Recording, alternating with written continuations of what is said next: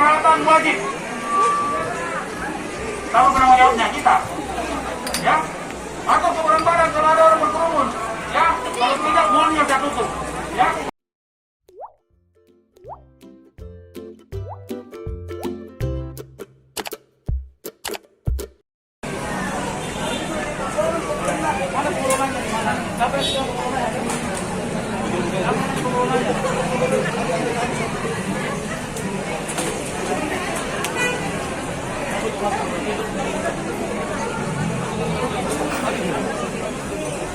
Saya juga Pak, kalau sudah panas sekali orang dia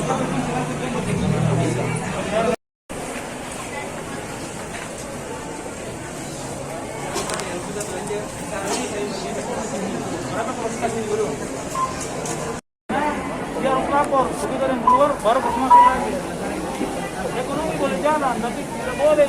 Ini sudah jadi viral nasional ini. Pernah ada berjumpa sampai semua orang telepon saya.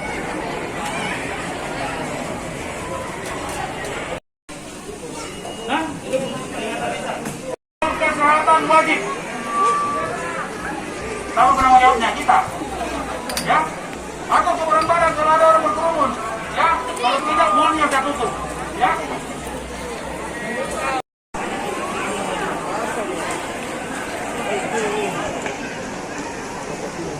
Halo, ya. Di lantai 2.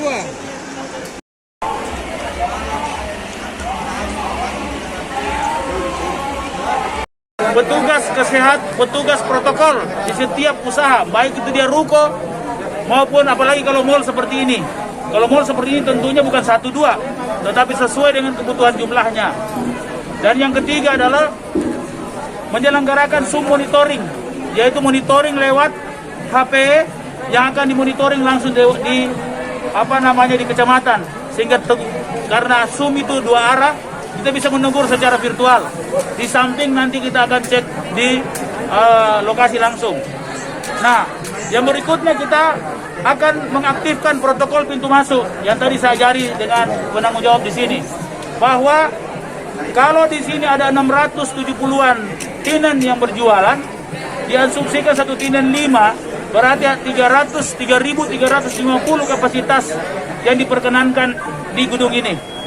Sehingga menghitung orang masuk di pintu masuk dan menghitung orang keluar di pintu keluar, maka itu yang kita akan hitung, akan membedakan pintu masuk dan pintu keluar.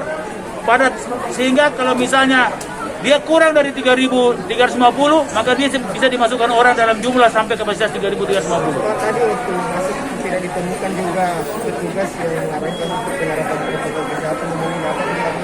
Besok saya akan panggil teguran langsung pertama, dan bisa saja teguran kedua tidak dibutuhkan untuk menutup mal ini. Sekali lagi, besok saya akan menyampaikan teguran langsung di samping teguran tertulis. Kalau surat edaran itu tidak indahkan, saya bisa saja menutup mal ini. Kita butuh kebangkitan ekonomi, tetapi protokol